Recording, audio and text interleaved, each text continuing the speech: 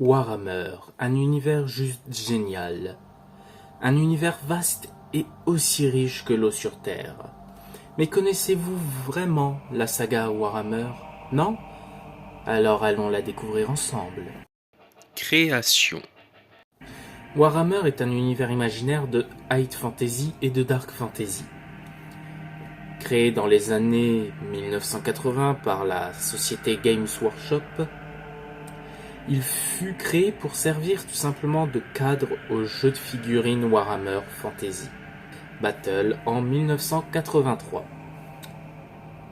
Mais il servit aussi à d'autres jeux, notamment le jeu de rôle Warhammer Fantasy Roleplay en 1986 et son extension futuriste Warhammer 40K en 1987. À savoir, en 2015, un certain Warhammer Age of Sigmar apparut. Pour comprendre un peu toute sa création, il faut savoir que les deux fondateurs de la société Game Workshop, les Britanniques Steve Jackson et Ian Livingstone, débutent dans le domaine du jeu dans les années 1980. Ils possèdent alors une boutique et ont importé le jeu américain Donjons et Dragons. Décident alors de fonder la première entreprise d'édition de jeux de rôle en Europe et inventent un nouveau jeu de guerre, Warhammer Fantasy Battle. Il lance également un fanzine, devenu ensuite le magazine White Draft.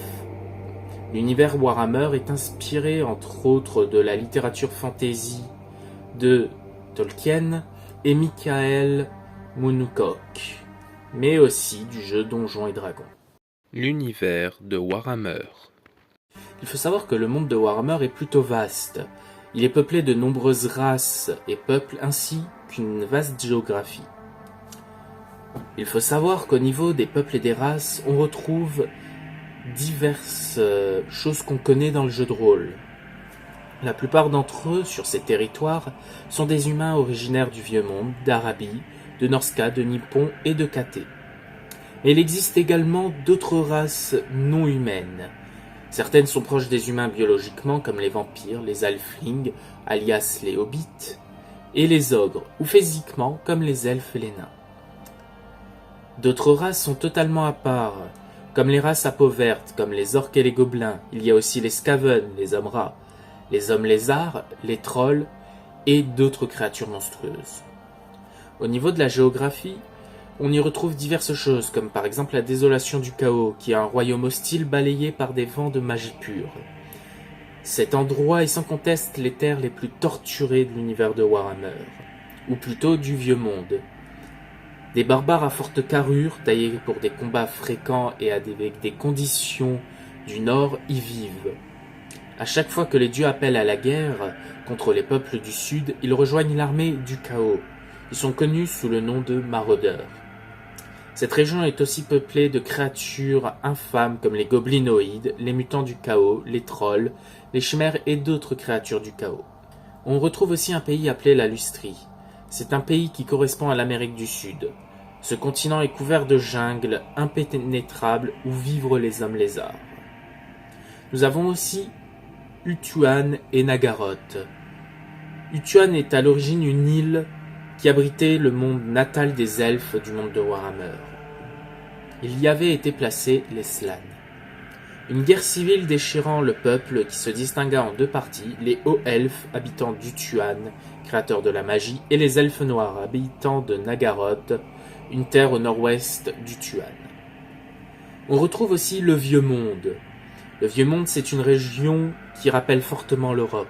Il est essentiellement peuplé d'humains rassemblés en une poignée de nations.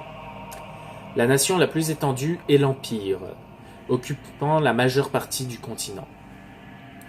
Il possède une culture germanique et prend une référence au Moyen-Âge et à la Renaissance.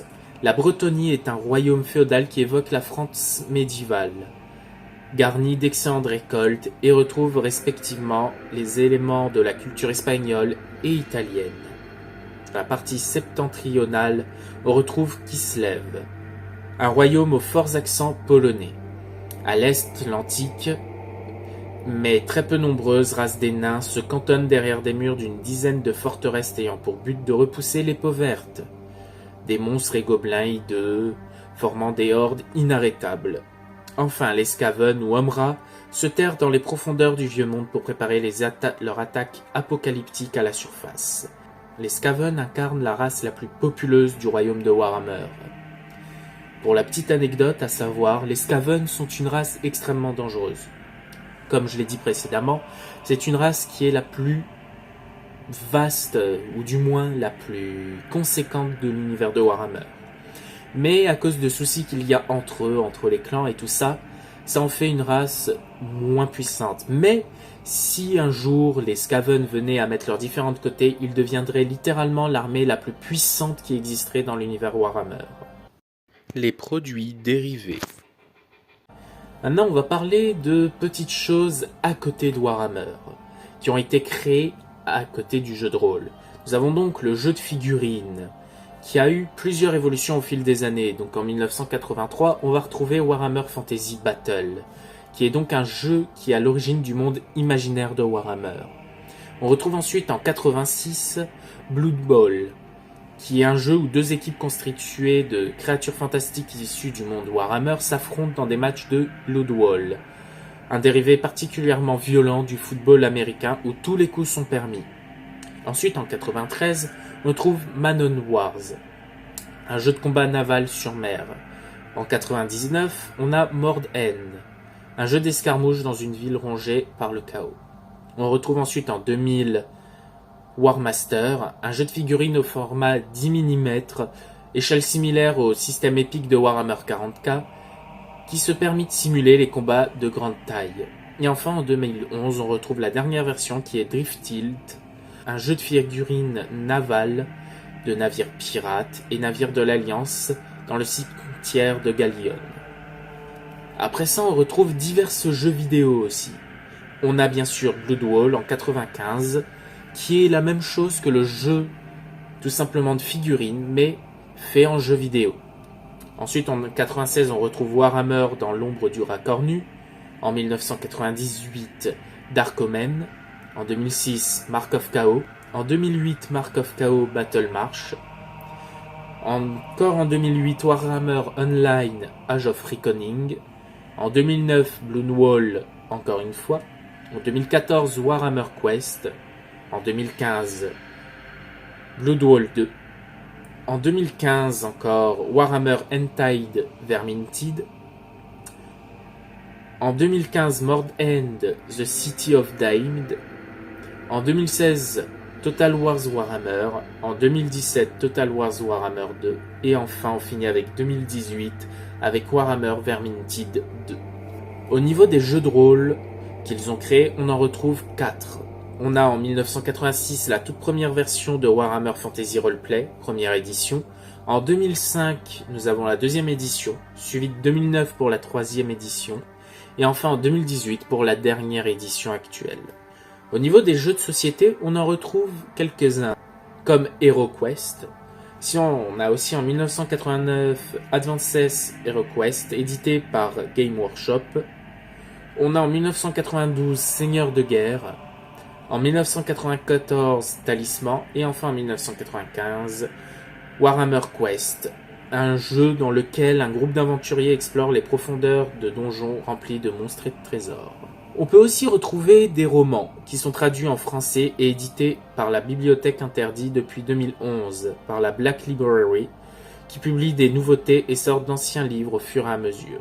Au niveau des magazines, on a White Draft, bien sûr, mensuel officiel traitant de l'univers de Warhammer. Son rédacteur, symbolisé par le nain blanc, ou Grom Brindal, donne son nom au magazine. Conclusion. C'est donc tout ce que j'avais à vous dire sur l'univers de Warhammer, qui est plutôt vaste, et c'était pour faire une présentation générale, avant de rentrer plus dans le vif du sujet pour parler de l'univers et du système dans de prochaines vidéos. En tout cas, on peut dire une chose, l'univers de Warhammer paraît vaste et paraît extrêmement intéressant. En tout cas, personnellement, j'ai très envie de le découvrir avec vous et d'en savoir plus avec les prochaines vidéos. Sinon, je vous invite à vous abonner, à liker et à commenter cette vidéo.